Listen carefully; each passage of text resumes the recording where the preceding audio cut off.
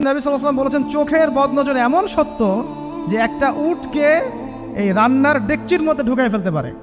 মানে একটা উট খুব সুন্দর ভালো, আপনি দেখছেন মাশাআল্লাহ বলেন নাই, নজর লেগেছে, উটটা মারা গেছে দেন তারপর তাকে জবাই করে খেয়ে ফেলতে হয়েছে।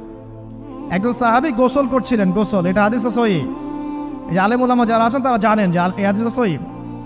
একজন সাহাবী গোসল করছেন, তার গায়ের চামড়াটা খুব সুন্দর ছিল, একদম স্কিনটা অনেক সুন্দর থাকে না এমন কিছু মানুষ।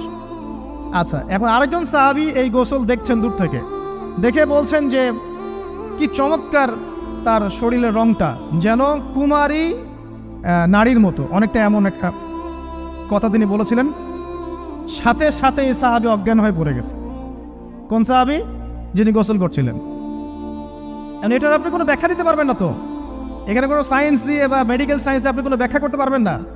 একটা ব্যাখ্যা দিতে পারেন, কিন্তু কেন সেটা হলো সেটা আপনি অ্যান্সার খুঁজে পাবেন না।